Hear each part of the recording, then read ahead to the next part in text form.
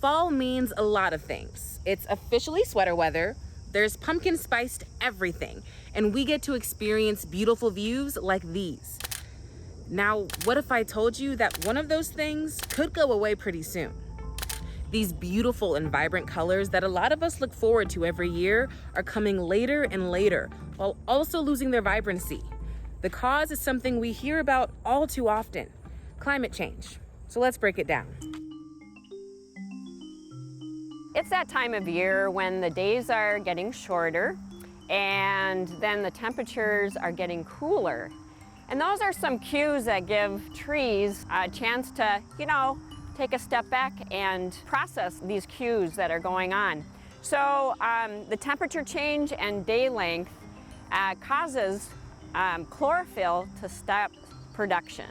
Chlorophyll is a pigment in the leaves, and it gives the leaves green color. So that breaks down, and then other colors are revealed, such as the oranges and the yellows that we see in the fall color change.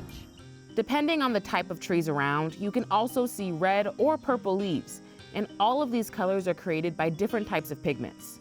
The orange ones are called carotenes, the yellow or xanthophylls, and those reddish ones are called anthocyanins. Now, the trees need sunny and cool weather to make these changes. But in some parts of Wisconsin, Colleen says it's just not happening. This year we're going through a severe drought. I've been noticing with fall color that it's just not happening, or it's a very muted color. So fall color has been either put off, or the trees are just not turning color and the leaves are just falling off. So we're claiming that we're past peak right now, but really we haven't seen the fall color that we are used to.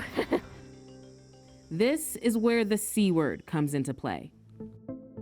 My name is Dan Herms, Herms.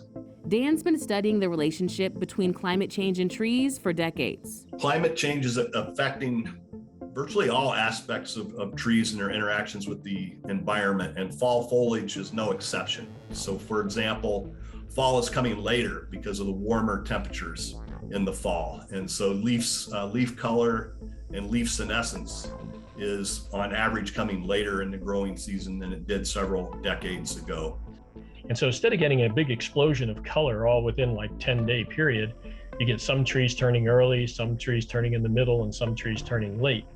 It's what I call desynchronization. It spreads the fall color season out, and it essentially dilutes the experience because you don't get all the trees turning color at once. You get some here, some here, some here. That's Dr. Neufeld, AKA the fall color guy. He tracks fall foliage in the Appalachians. So carbon dioxide is going up because we keep burning fossil fuels, and that releases carbon dioxide into the atmosphere. And it's that carbon dioxide plus methane that is causing the warming. In studies where plants have been exposed to high CO2 compared to lower CO2, the plants that get the higher CO2 tend to hold on to their leaves longer into the fall. Other weather-related tree and, quite frankly, human threats include air pollution, extreme weather events like droughts or hurricanes, and the increase of invasive pests and insects. In my 20 years of service with the DNR in forestry, I've seen subtle changes in how the trees are reacting to forest pests. They're expanding their range.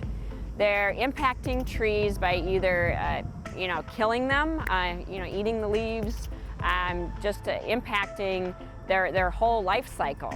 It concerns us a lot because, that signals to us that that's something that's not naturally happening, and there's a stressor on the system. We've been noticing some fungal diseases that are occurring on the leaves, and they look almost like brown when they should be yellow right now. So these forest health issues that are signaling to us that, that something is going on here. But all of this is bigger than just fall color. If our trees are at risk, we are too. And if that doesn't make sense to you, maybe these scents will. My sort of philosophical view on this, fall color is the busiest tourist season for many parts of the country. Asheville, North Carolina, for example, it's the busiest tourist season for that city. And for much of the mountains of Western North Carolina, and I assume it might be the same in New England too. For example, New Hampshire's tourism division is predicting that more than 3 million people will visit the state this fall, bringing in $1.4 billion. Think about all of the other states in that area, places like Maine, Massachusetts, Vermont. Millions of people travel there to see views like this, and they're spending their money at hotels, gas stations, convenience stores, some of them family-owned. A lot of these small companies and businesses may make their profit at this time of year. So it's important that people get out and see the colors. Now, it's not just so they can spend money and do this. I think it gets more people out and they begin to appreciate, the value of nature. Trees, they're like our lungs of the earth. They breathe and they give us oxygen, and they're so important. The delay in the onset of fall color is just one of many indicators of climate change, and that climate change is progressing. The concentration of greenhouse gases in the atmosphere is continuing to increase.